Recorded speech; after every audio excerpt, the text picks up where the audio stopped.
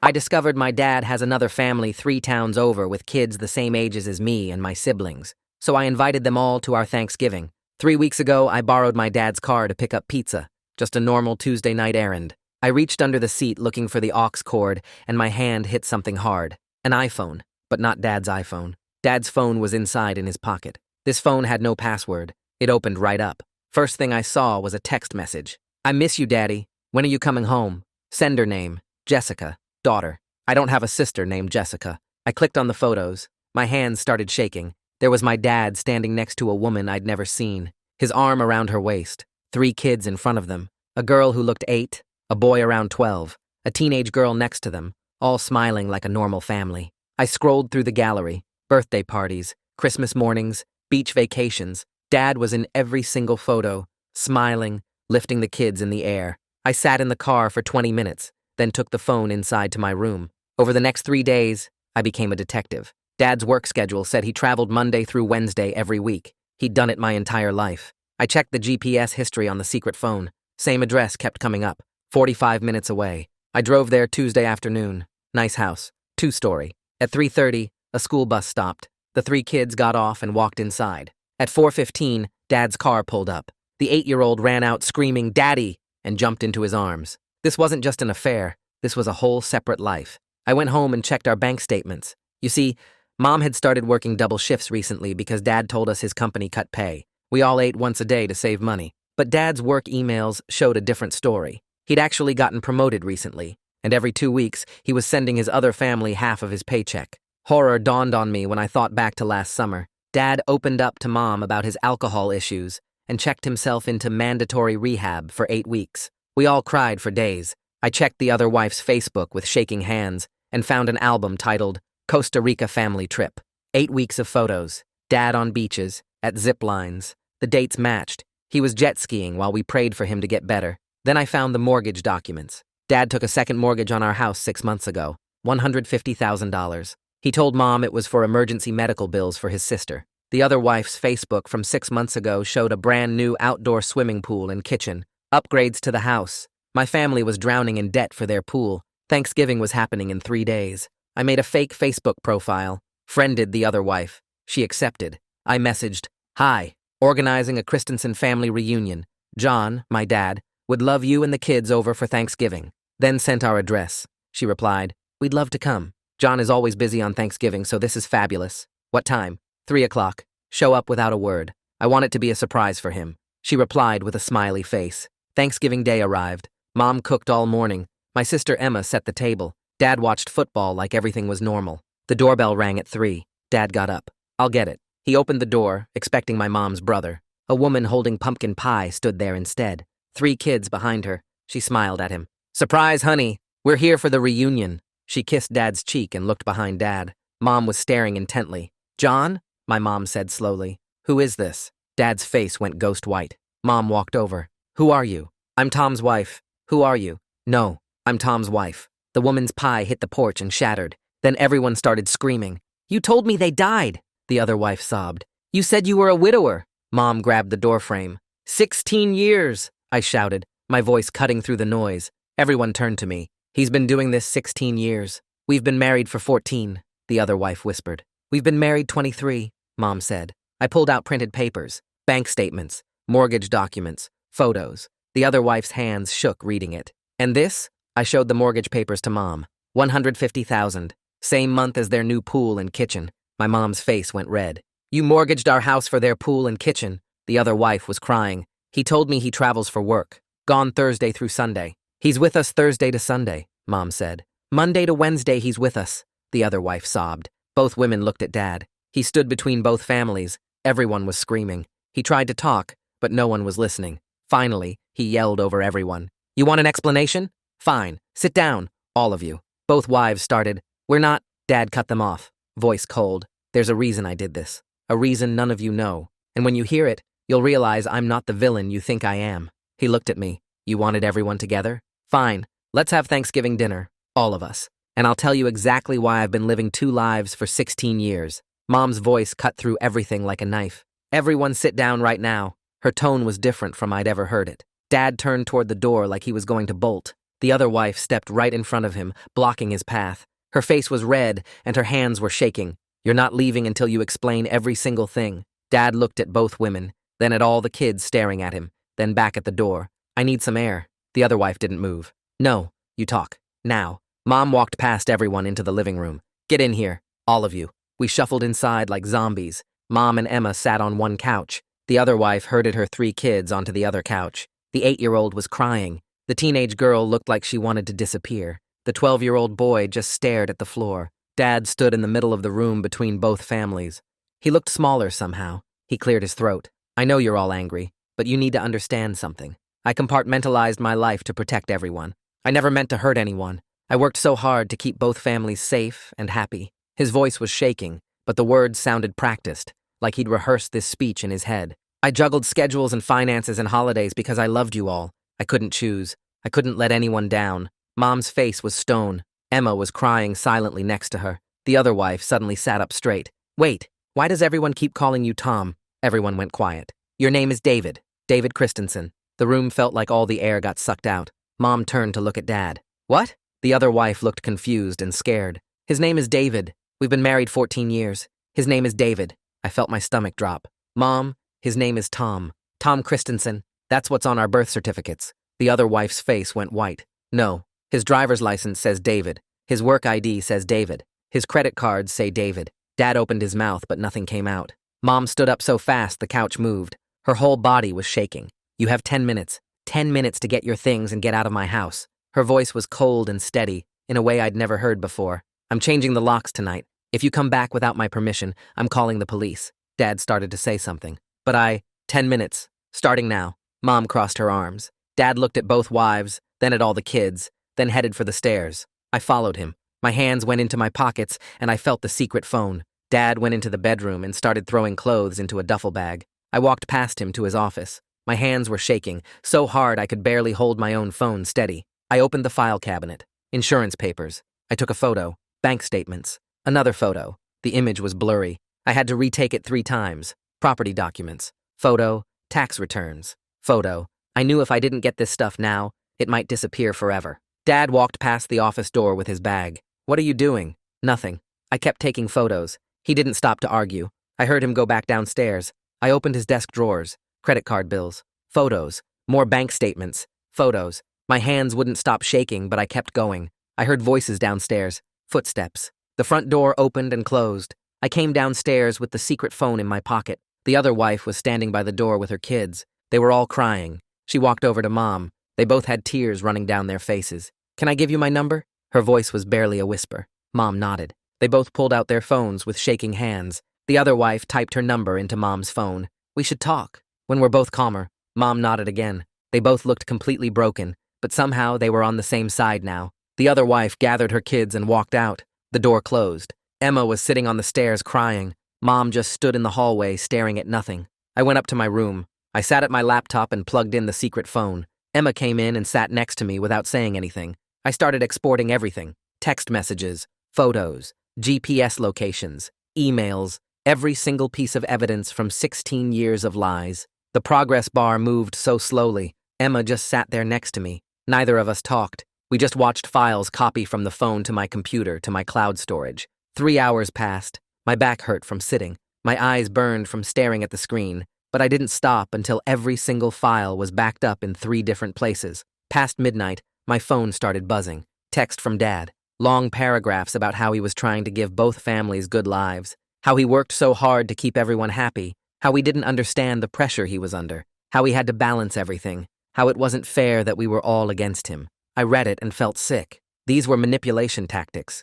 I could see it even through my exhaustion. He was making himself the victim. He was trying to make us feel bad for him. I showed the texts to Mom. She read them and blocked his number without saying a word. Friday morning came too fast. None of us slept. Mom was on the phone with a locksmith by 8. "Yes, I need all the locks changed today. All of them. Front door, back door, garage, everything." The locksmith arrived at 10. We watched him drill out the old locks and install new ones. Emma sat at the kitchen table with Mom's laptop changing passwords. Bank account, email, streaming services, phone bill, everything that Dad had access to. We were taking back control piece by piece. Each new lock felt like we were building a wall between us and him. Each new password felt like closing a door he couldn't open anymore. The locksmith handed Mom a set of new keys. She held them in her hand, and I saw her shoulders relax just a little bit. I opened our bank account on my phone while the locksmith was finishing up. I scrolled through recent transactions. There was a pattern. Every 2 weeks, right after Dad's paycheck deposited,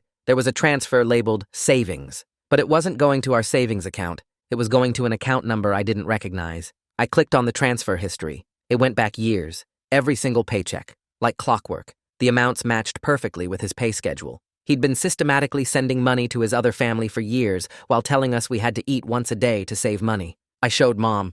She stared at the screen. Her hands started shaking again. He told me we couldn't afford groceries. Her voice cracked. I kept scrolling. The transfers added up to thousands and thousands of dollars. Money that should have been feeding us. Money that should have been paying our bills. Money that went to build their pool and remodel their kitchen while we went hungry. I closed the banking app and sat there staring at nothing. My brain kept trying to make the numbers make sense, but they wouldn't. Every 2 weeks for years. Like clockwork. The kitchen light flicked on behind me and I jumped. Emma stood in the doorway. Her eyes were red and puffy. She walked over and leaned against the counter next to where I was sitting. Neither of us said anything for a minute. Then she asked what happens when people at the school find out. Her voice cracked on the last word. I looked up at her. She was picking at her thumbnail and not making eye contact. She said everyone would know her as the girl whose dad had a secret family. She said people would whisper and stare and ask questions she couldn't answer. She said she didn't know how to go back to the school on Monday and pretend everything was normal.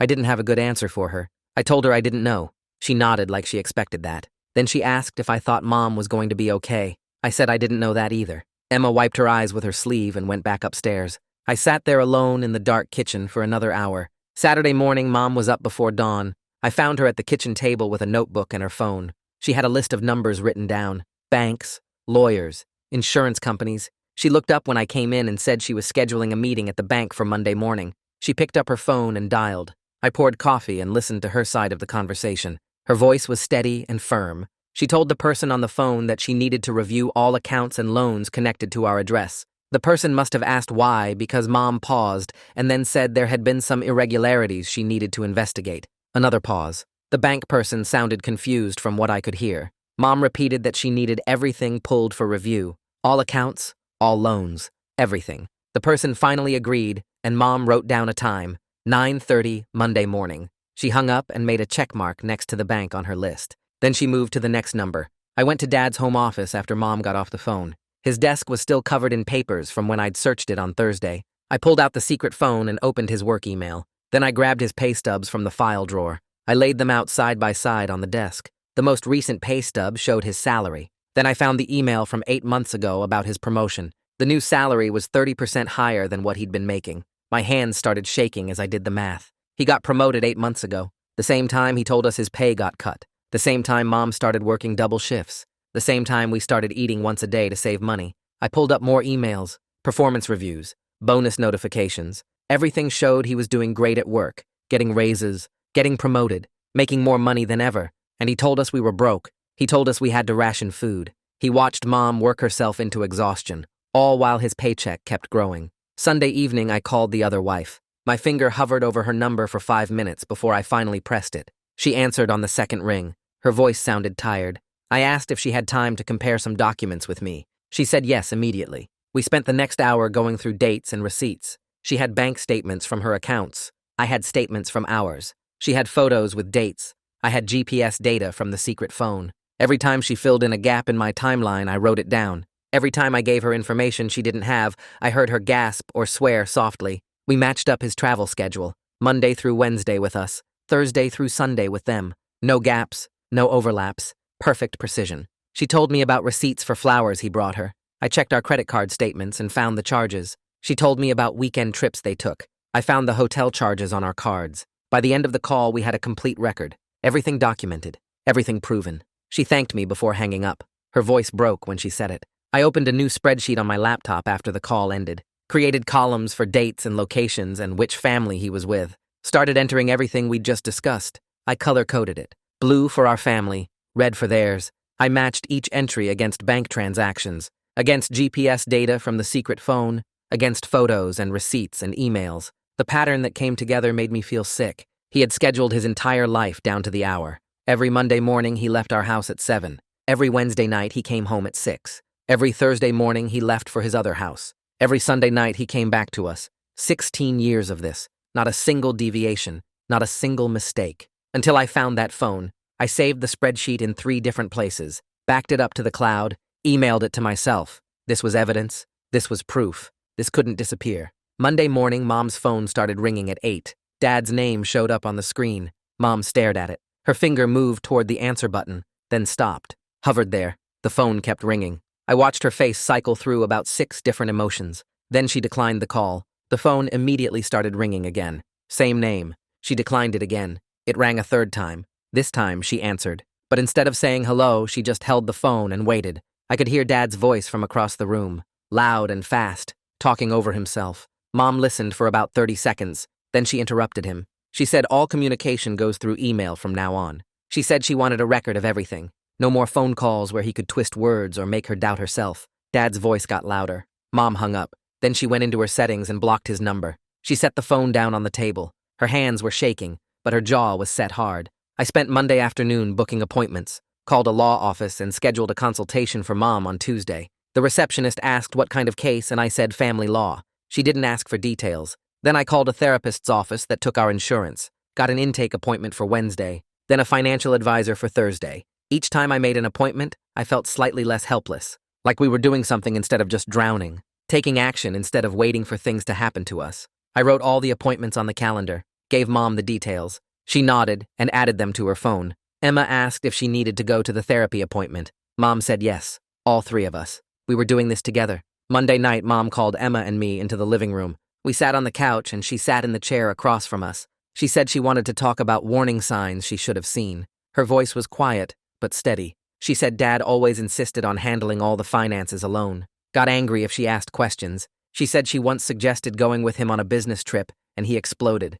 Yelled at her for not trusting him. Made her feel guilty for even asking. She said he always kept his phone face down, always took calls in another room, always had an excuse for why he couldn't do something or be somewhere. She said she explained it all away, told herself he was just private, just stressed about work, just needed space. Her voice broke on that last part. She said she spent over a decade making excuses for behavior that should have been red flags. Emma reached over and held Mom's hand. None of us said anything else. We just sat there together. Tuesday morning, my phone rang while I was eating breakfast. The other wife's number. I answered, and she started talking immediately. She told me about her wedding to Dad, how he cried when he proposed, how he talked about his dead wife and children, how he said he never thought he'd be ready to love again, how honored she felt that he chose her, how special she felt that he trusted her with his grief. Her voice was flat as she recounted it, like she was reading from a script, like the emotions had been drained out of the memory. I listened and took notes. Then I went and found Mom, told her what the other wife had said, watched Mom's face change. First disbelief, then rage, then something softer, something like grief. She said she could have been friends with that woman in different circumstances. She said they were both victims of the same man. She said it was weird to feel angry at someone and sorry for them at the exact same time. Tuesday at 9:30, we walked into the bank. Mom gave her name to the receptionist. A man came out a few minutes later. He introduced himself as Brooks. He shook Mom's hand and led us to a small office. He pulled up files on his computer, started reviewing the mortgage application for the second loan. His face went pale as he scrolled. He turned the monitor toward us, pointed at a signature on the screen, asked Mom if that was her signature. Mom leaned in and studied it. She said it looked close, but something was off. The loops weren't quite right. Brooks nodded slowly. He pointed at the notary stamp at the bottom of the document, said it looked irregular. The edges were blurry. The number was harder to read than it should be. He said he needed to flag this for the fraud department. He said this could be a forgery. Mom's hands gripped the armrests of her chair. I watched her process what that meant. Someone had forged her signature. Someone had stolen $150,000 using her name. That someone was her husband. I left the bank with Mom walking beside me, her face set, but her hands shaking. We got in the car and sat there for a minute without talking. Then she turned to me and said, we needed copies of everything. Every document, every photo, every text message. She said if Dad could forge her signature once, he could do it again. We drove straight to the print shop and spent $40 making duplicates of all our evidence. Mom put one set in a safe deposit box at a different bank and gave me another set to hide at my apartment. Tuesday afternoon, I drove to the county clerk's office downtown. The building smelled like old paper and floor cleaner. I filled out a public records request form and handed it to the clerk behind the counter. She typed Dad's name into her computer, and her eyebrows went up. She printed out 2 marriage certificates and slid them across the counter to me. The first one showed Dad married to Mom 23 years ago. His full legal name was listed. The second certificate showed someone named David Thomas, married to the other wife 14 years ago. I stared at the name, David Thomas. Dad's full name was Thomas David. He'd just flipped his first and middle names. The addresses on both certificates were real. Our house on one, the other wife's house on the other. Both marriages were legally filed. Both were active in the system. I took photos of both certificates with my phone and texted them to Mom. She called me immediately, and I could hear her breathing hard on the other end. She said she was calling a lawyer right now. Wednesday morning, I met Detective Les Walton at the police station. He was maybe 50 with gray hair and reading glasses hanging from a chain around his neck. We sat in a small interview room with a table between us. I walked him through everything: the forged mortgage, the dual identities, the GPS data, the bank transfers. He took notes in a small notebook and asked specific questions about dates and amounts. When I finished, he leaned back in his chair and tapped his pen against the table. He said forgery was a serious felony. Bigamy was complicated because Dad technically used different names. He said building a case strong enough for the DA to prosecute would take time, weeks, maybe months. He said I'd done good work gathering evidence, but they needed to verify everything independently. He asked if I could get Dad's employment records. I said I'd try. Detective Walton gave me his card and told me to call if Dad tried to contact me or showed up anywhere unexpected. He said men like Dad sometimes got desperate when their lives fell apart. Thursday morning, Emma left early for school. She'd made an appointment with her counselor to talk about how to handle questions from friends. I stayed home and made the call to Dad's company. The receptionist transferred me to HR, and a woman named Karen Dudley answered. I explained who I was and why I was calling. There was a long pause. Karen said she couldn't discuss employee information without proper authorization. I told her Detective Walton would be contacting her officially. She said she'd need to speak with her supervisor before commenting further. Her voice was professional, but I could hear discomfort underneath it. She took down my contact information and said someone would follow up. She didn't. Emma came home Thursday afternoon and seemed calmer than she'd been in days. She said the counselor helped her write out a script for what to say if people asked about Thanksgiving. Just a simple line about family issues and not wanting to talk about it. Emma practiced saying it out loud to me until it sounded natural instead of defensive. She said having a plan made her feel less scared about going back to the school. That evening, my phone buzzed with a text from an unknown number. The message said she missed her daddy and wanted to know when he was coming home. It was signed with a heart emoji. I checked the contact and realized it was Jessica, the 8-year-old from Dad's other family. My first reaction was anger. Why did she have my number? Why was she texting me? Then I remembered she was just a kid who didn't understand why her whole world had exploded. I texted back carefully, saying I knew this was hard and confusing, but that grown-ups sometimes made mistakes that had big consequences. I said her dad loved her, but had to deal with some serious problems right now. She sent back a crying emoji, and I felt sick. Friday morning, Mom and I had an appointment with a family attorney named Valerie Whitaker. Her office was on the 3rd floor of a building downtown. Valerie was maybe 40 with dark hair pulled back tight. She shook our hands and led us into a conference room. Mom spread out all our documentation across the table. Bank statements, mortgage papers, the marriage certificates, printed text messages, everything. Valerie went through each document carefully, making notes on a yellow legal pad. When she finished, she looked up at Mom with a serious expression. She said we needed to file for legal separation immediately to protect Mom's assets. She said she'd request exclusive use of the house and a freeze on all joint accounts. She said this was going to be complicated and expensive, but we had strong evidence of fraud and financial abuse. Mom signed a retainer agreement right there. Friday afternoon, my phone buzzed with a text from the other wife. She said she'd met with a lawyer about getting an annulment. Her message said the lawyer thought her marriage might not be legally valid since Dad was already married when he married her. She said she was moving forward with it.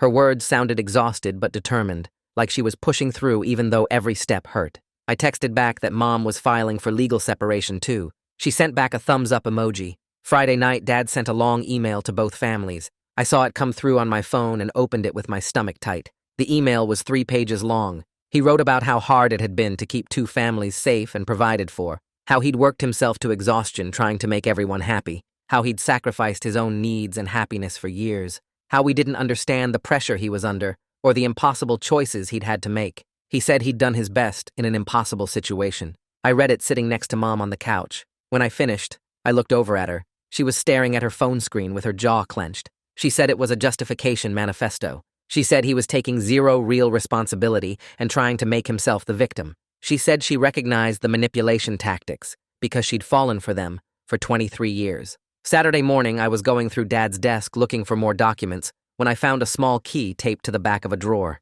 It had a number stamped on it. I grabbed the secret phone and checked the GPS history for storage unit addresses. Found one 15 minutes away. I drove there and used the key to open Unit 212. Inside was like stepping into a duplicate life. Extra work clothes hanging on a rack, toiletries lined up on a shelf, holiday decorations in boxes, birthday cards, 2 sets of everything. A complete backup life ready to deploy in either household depending on which family he was with. I took photos of everything and texted them to Detective Walton. Then I started going through boxes of paperwork. Tax returns, insurance documents, bank statements going back years. At the bottom of one box, I found life insurance policy documents. I pulled them out and read through them carefully. The policy was for $500,000. Mom had been listed as the primary beneficiary for 20 years, but 6 months ago, the beneficiary had been changed to the other wife. The change of beneficiary form had Mom's signature on it, except Mom had never signed it. I knew because I'd been studying her real signature for days now. This one was close,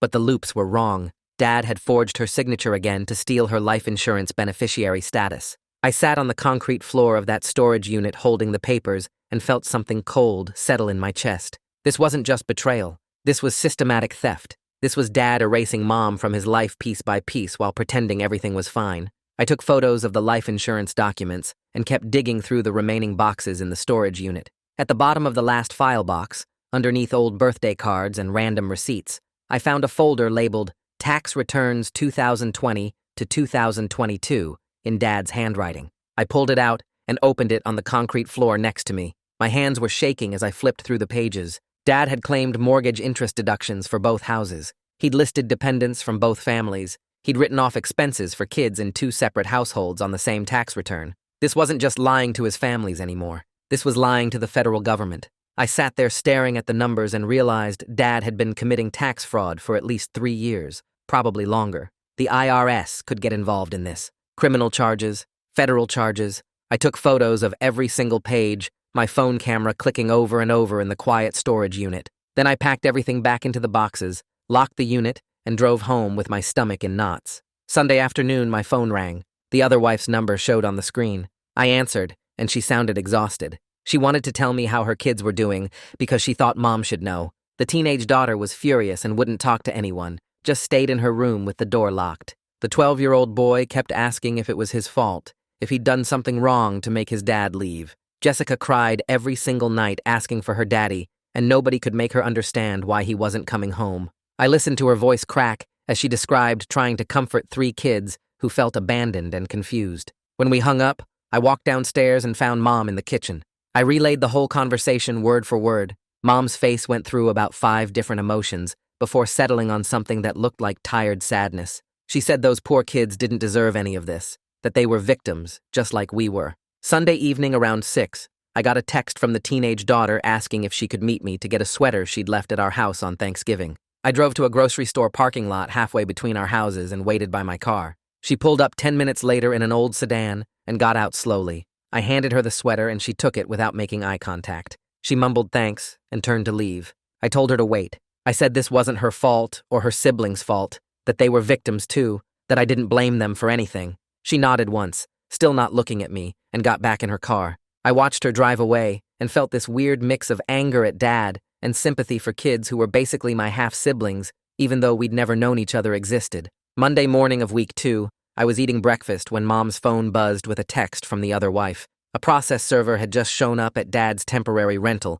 and handed him legal papers for the separation proceedings. Within 5 minutes, both our phones started blowing up with texts from Dad. Requested Reds is on Spotify now. Check out link in the description or comments. Long paragraphs about how we were destroying him, how ungrateful we all were, how he'd sacrificed everything for both families, and this was the thanks he got. The texts kept coming, one after another, his words getting angrier and more desperate. Mom read them with her jaw clenched, and then blocked his number again. I did the same. We'd told him all communication goes through email where there's a record, but he couldn't help himself. That afternoon, Mom's phone rang from an unknown number. She answered on speaker, and a woman's voice said, "This was Karen Dudley from HR at Dad's company." She was calling to notify Mom that Dad had been placed on administrative leave, pending an internal investigation into falsified travel reports. The company had discovered discrepancies in his expense claims and locations that didn't match his submitted itineraries. Karen's voice was professional but kind as she explained the situation. Mom thanked her and hung up. Then she sat down hard at the kitchen table. She said she was relieved there might be real accountability, but she was also scared about how we'd manage money if Dad had no income at all. I reminded her about the legal protections we were putting in place, but I could see the fear in her eyes. Tuesday morning, Mom's phone rang again. Brooks Malone from the bank. He said our account had been flagged for delinquency risk on the second mortgage since Dad wasn't making any payments from his frozen accounts. Brooks walked Mom through the foreclosure timeline, explaining we had about 90 days before serious action would start. He outlined options for forbearance or loan modification, but everything required documentation of the fraud and cooperation from multiple parties. Mom took notes with shaking hands, writing down deadlines and requirements. When she hung up, she looked at me and said we might lose the house. I told her we'd figure it out, but honestly, I had no idea how. Tuesday afternoon, my phone buzzed with a call from Detective Walton. He'd initiated a formal signature comparison analysis on the mortgage documents, sending them to a forensic document examiner. He sounded cautiously optimistic, saying the signature differences were clear enough that he thought we had solid evidence for criminal charges. But he warned me the legal process moves slowly, that building a prosecutable case takes time and patience. He said to expect weeks or even months before any charges would be filed. I thanked him and hung up, feeling this weird mix of hope and frustration. Justice was coming, but not fast enough to fix our immediate problems. Wednesday morning, Emma and I drove to our first therapy appointment with Kendra Bowden. The office was in a small professional building with beige walls and generic landscape paintings. Kendra was maybe 40, with short dark hair and a calm voice that didn't feel fake. The intake session felt awkward at first. She asked us questions about what happened and how we were coping. I didn't want to talk about my feelings, didn't want to process emotions or whatever therapy was supposed to do, but Kendra didn't push that. Instead, she focused on practical coping strategies, how to manage intrusive thoughts, how to set boundaries with Dad, how to handle people asking questions. She gave us actual tools instead of just listening and nodding. By the end of the hour, I felt like maybe this could actually help. After the session, Kendra walked us to the waiting room and handed us each a folder with written materials. She'd put together specific tools for us to use. No checking Dad's social media or the secret phone after 9 at night because it disrupted sleep and fed obsessive thoughts. A physical journal for writing down intrusive thoughts instead of letting them spiral in our heads. And permission to not forgive or understand right now, to just focus on getting through each day. Having structured boundaries around my constant evidence gathering actually made sense. That night I forced myself to put the phone away at 9 and wrote in the journal instead. I slept better than I had in 2 weeks. Wednesday evening, I was finishing my shift at my part-time job at a sporting goods store when I walked out to the parking lot and saw Dad's car. He was leaning against it, waiting. My stomach dropped. He started walking toward me fast, talking before I could get to my car. He said I'd ruined everything by inviting the other wife to Thanksgiving, that this was all my fault, that both families would still be together if I'd just minded my own business. His voice was angry and pleading at the same time. I stopped walking and looked at him. I told him all communication goes through email only, that he needed to leave. He started to argue, but I turned and walked to my car. My heart was pounding so hard I could feel it in my throat, but my voice had stayed steady. I got in, locked the doors, and drove away, while he stood there in the parking lot watching me leave. Thursday morning, my phone buzzed with a text from the other wife, just 3 words at first. "I'm so sorry." Then a photo loaded. A canceled check made out to something called Aqua Dreams Pool Contractors. The amount was $78,000. The check came from our home equity line of credit, our address printed right there at the top. I stared at the image, feeling sick. She'd been going through her own financial records, trying to figure out what was real and what was lies. She found the pool contractor's invoice in a file box and matched it against the payment method. The check proved Dad stole from us to build their pool. Her text said she had no idea where the money came from, that Dad told her he'd saved up for years. I forwarded the photo to Mom without comment. She called me 2 minutes later, her voice shaking but controlled, asking me to meet her at the bank that afternoon. She had decisions to make, and she wanted me there as backup. I drove home from campus, and we headed to the bank together around 2 o'clock. Mom walked up to the counter and asked to speak with someone about opening a new account. The representative led us to a small office with generic landscape photos on the walls. Mom explained she needed an account in only her name, completely separate from any joint accounts. The woman asked a few questions and started pulling up forms on her computer. Mom provided her driver's license, social security number, and employment information. She requested her paycheck be rerouted to the new account starting with the next pay period. Then she asked for printed statements from all existing joint accounts going back 6 months. The representative printed everything, and Mom spread the papers across the desk. She had a notebook and started writing down numbers, income from her job, bills we couldn't avoid, mortgage payment, utilities, car insurance, groceries. She crossed out anything that wasn't essential. No streaming services, no eating out, no extra spending. The math was brutal, but she kept working through it, her pen moving steadily down the page. After 30 minutes, she had a bare-bones budget that would keep us afloat on just her income. She looked exhausted when we finally left the bank, her shoulders slumped and her face pale. But in the car, she told me that knowing exactly what money we had felt better than the fog of not knowing. At least now she could plan instead of just reacting to each new disaster.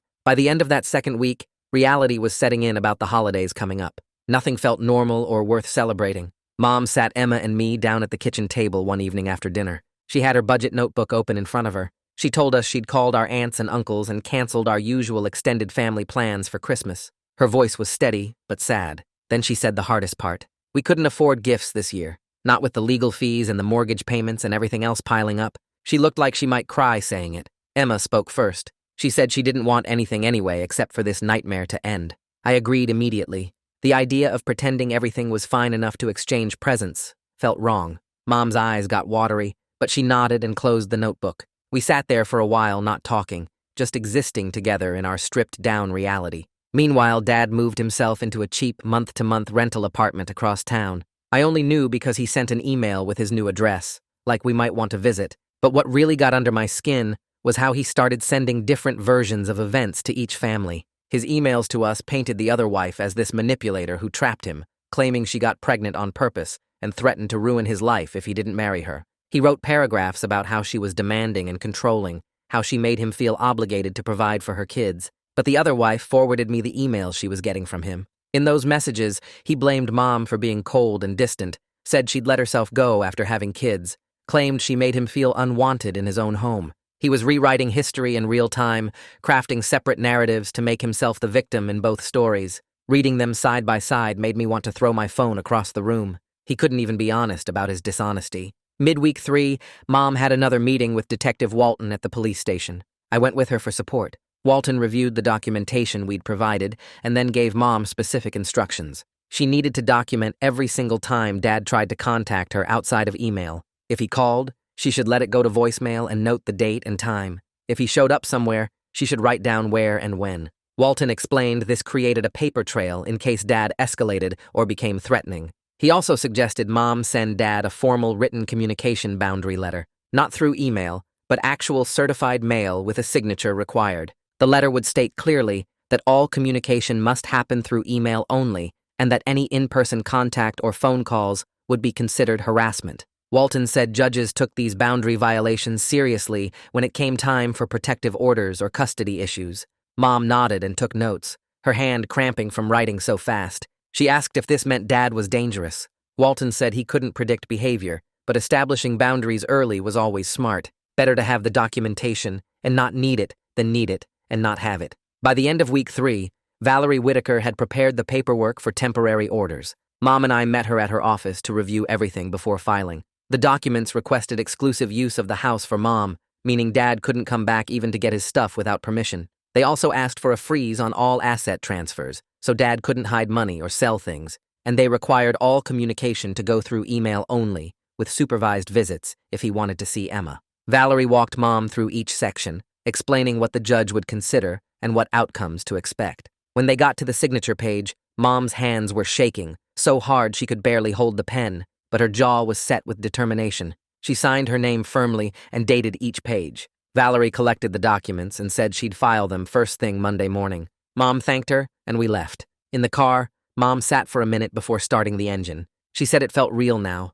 like there was no going back. I told her there never was any going back, not after what Dad did. She nodded and started driving home. Early week 4, a thick envelope arrived in the mail addressed to Mom. Inside was a letter from Dad's attorney. I watched Mom read it and saw her face go pale. The letter threatened to contest the forgery claim, arguing that Mom must have known about the second mortgage. It suggested she was complicit in the fraud and trying to avoid responsibility by blaming everything on Dad. The letter used legal language that sounded intimidating and official. Mom's hands started shaking again as she read it a second time. She called Valerie immediately, and read the whole thing over the phone. Valerie's response was calm and matter-of-fact. She said this was a standard intimidation tactic that attorneys use to scare people into backing down. Our documentation was solid. We had Mom's work schedule proving she was at her job when the mortgage was signed. We had handwriting analysis showing the signature didn't match. We had the notary records that looked suspicious. Valerie told Mom to ignore the threats and trust the process. The evidence spoke for itself.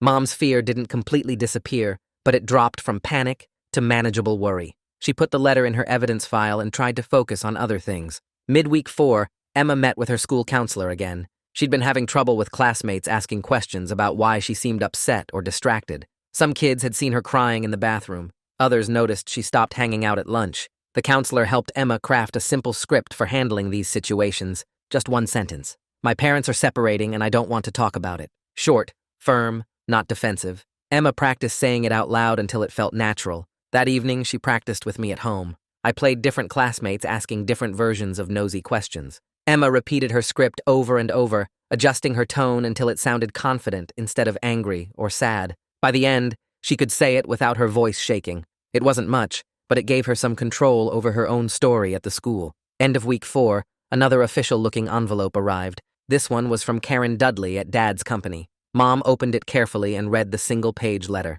It notified her that Dad remained on unpaid administrative leave while the company investigated expense report discrepancies. The letter was professionally vague, not giving specific details about what they'd found or what consequences Dad might face, but it confirmed they were taking the situation seriously and conducting a thorough review. Mom felt a small sense of validation reading it.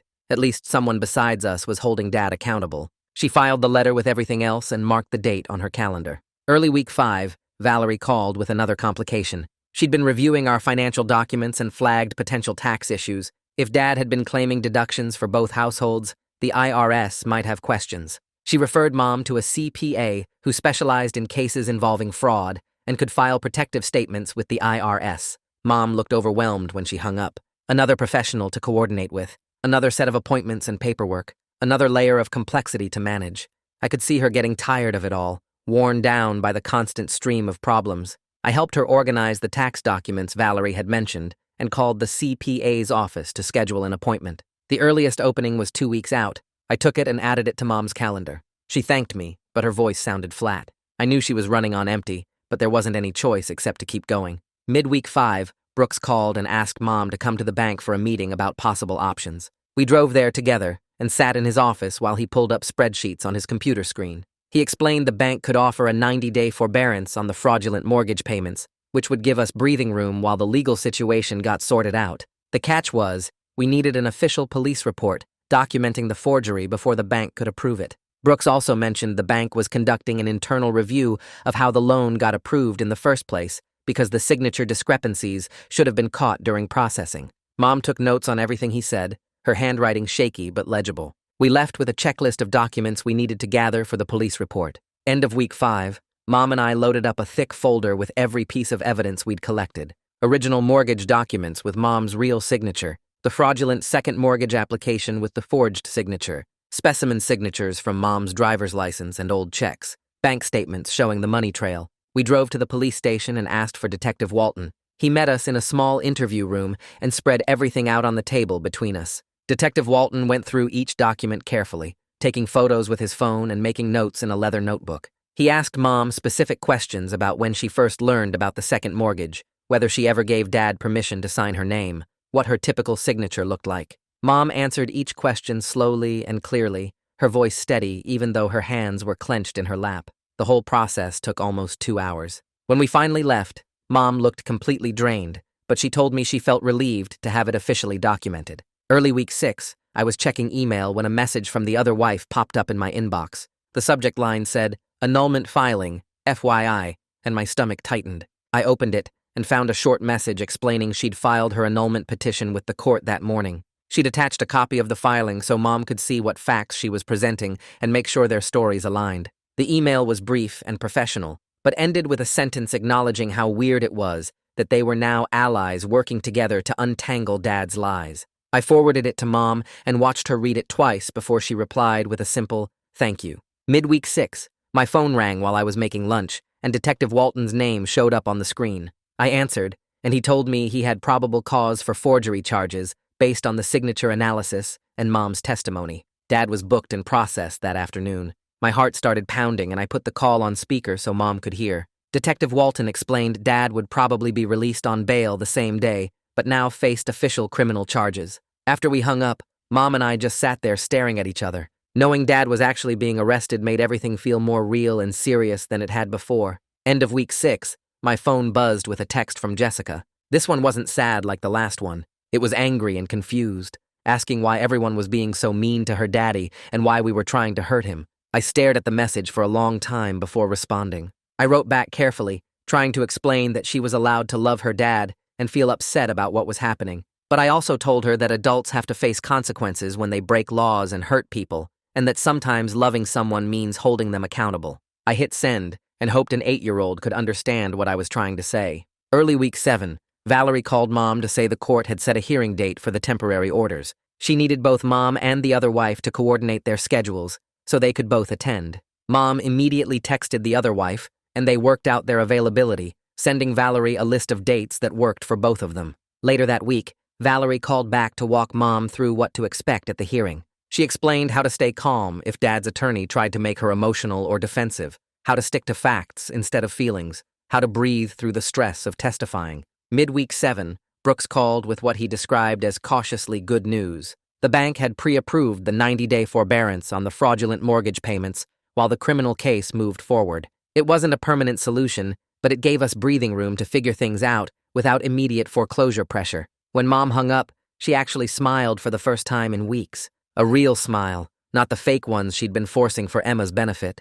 End of week 7, I was upstairs in my room when I heard someone pounding on the front door.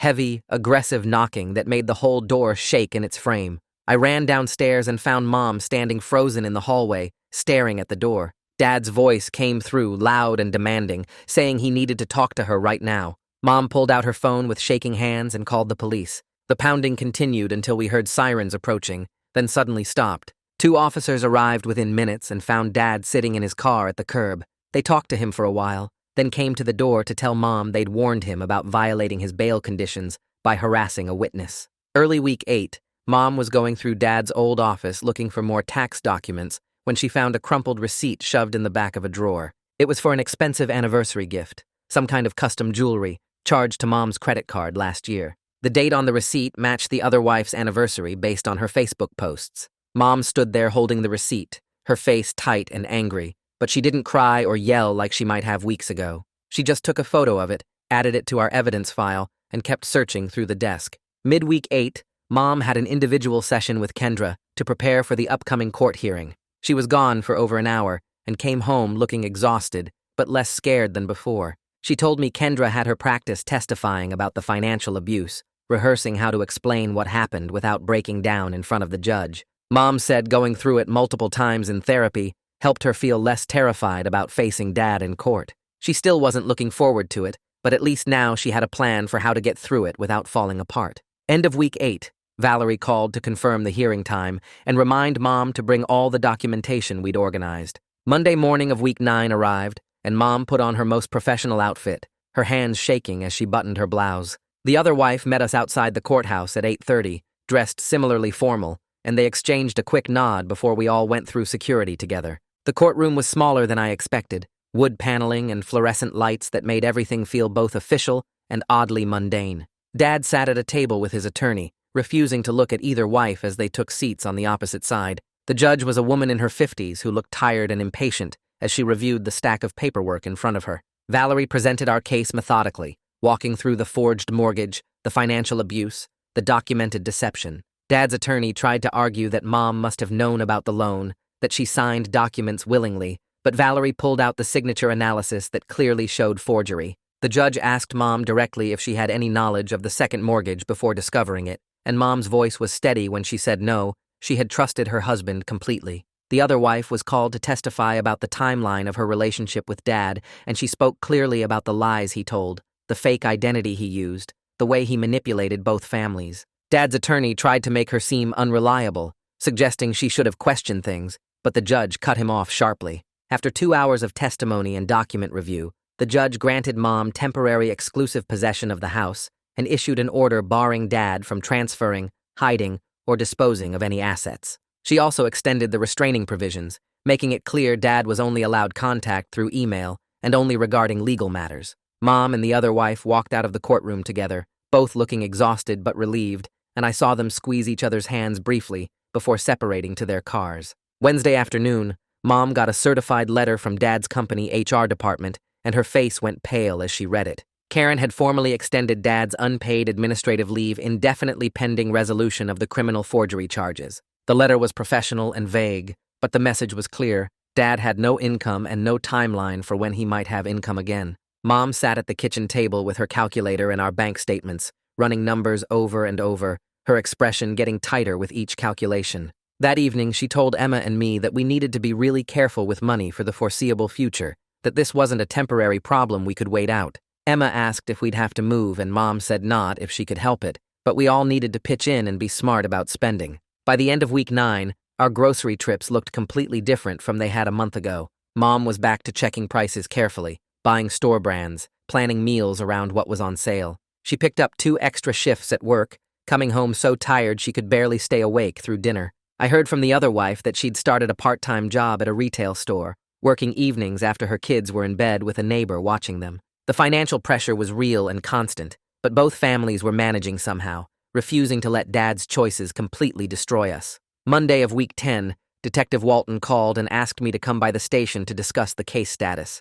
I met him in the same small office where we'd filed the initial report, and he looked apologetic as he explained the DA's decision. They were moving forward with the forgery charge because the evidence was strong and clear, but the bigamy charge was uncertain. Technically, Dad had used different names, and the marriages might not both be legally valid, which made prosecution complicated. I felt frustrated hearing this, angry that Dad might escape full consequences because he'd been clever about his lies. Detective Walton seemed to understand, saying he knew it felt like imperfect justice, but some accountability was better than none. The forgery charge alone carried serious penalties and would create a criminal record that would follow Dad for the rest of his life. I left the station feeling conflicted, wanting Dad to face everything he'd done, but understanding the legal system had limits. Wednesday afternoon of week 10, I got a text from a number I didn't recognize asking if I could meet at Riverside Park. The message said it was from the other wife's son, the 12-year-old, and he wanted to talk to me if I was willing. I hesitated for a long time before responding,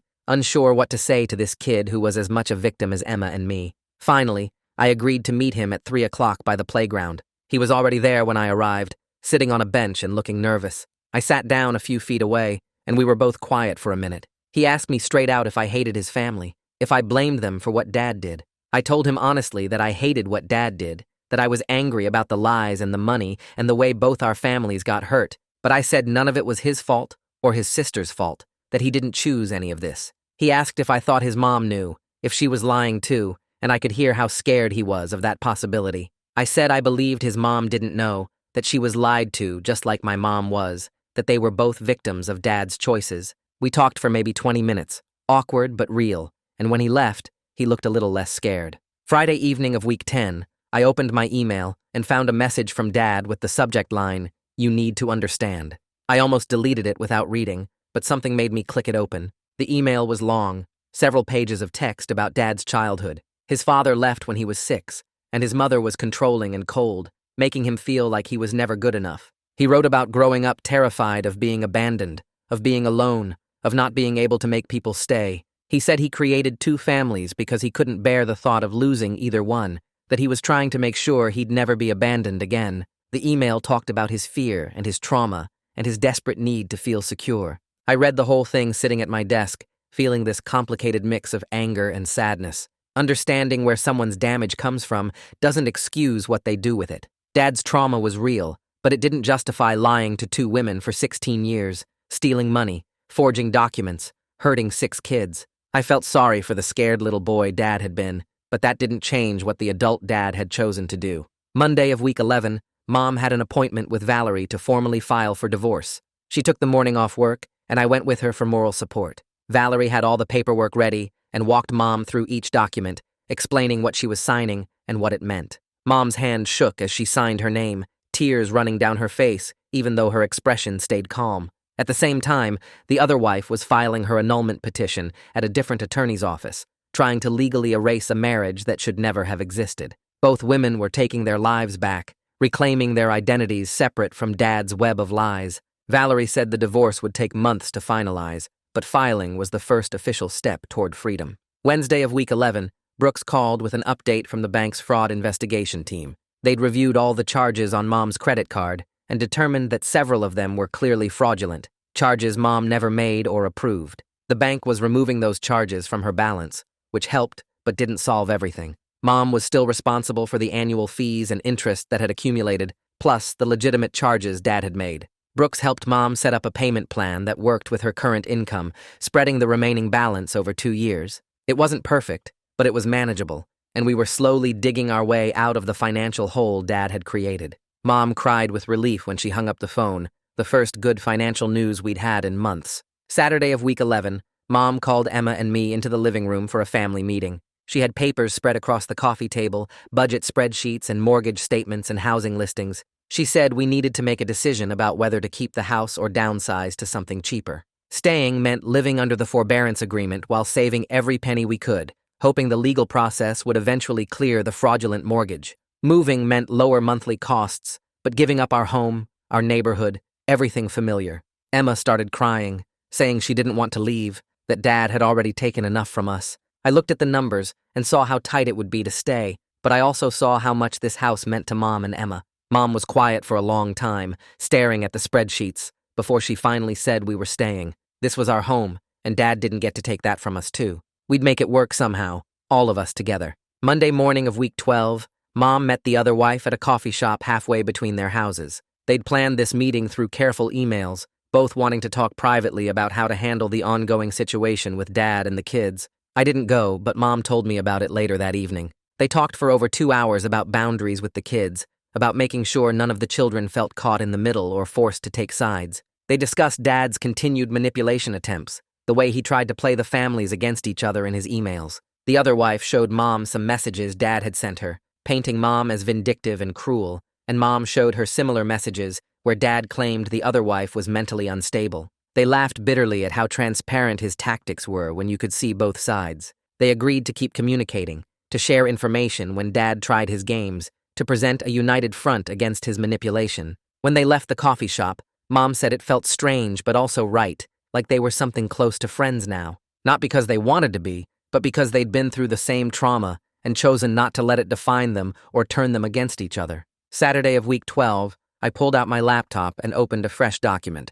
I needed to see everything in one place, needed to understand what had actually changed since Thanksgiving Day. I started typing. Legal protection, temporary orders granting Mom exclusive use of the house, criminal charges filed against Dad for forgery, Detective Walton building a case with solid evidence, therapy sessions every Wednesday with Kendra giving us actual tools to cope instead of just drowning, financial plans, the forbearance agreement buying us 90 days of breathing room while the bank investigated, clear boundaries, everything with Dad going through email only, no more manipulation through phone calls or surprise visits. I kept typing, listing it all out. Mom's new bank account in her name only, the other wife's annulment petition moving forward, Emma's script for handling questions at the school, the locks changed on our doors, our budget spreadsheet showing we could actually survive on Mom's income if we were careful. I stared at the list for a long time. So much remained broken and uncertain. The criminal case could take months or years. The fraudulent mortgage still hung over us like a weight. Dad kept sending emails trying to rewrite history and play victim. The other family's kids were hurting, and there was nothing we could do to fix that. But we weren't drowning anymore. We had solid ground under our feet, plans in place, people helping us navigate the legal mess. We knew the truth, and nobody could gaslight us into doubting it anymore. I saved the document and closed my laptop.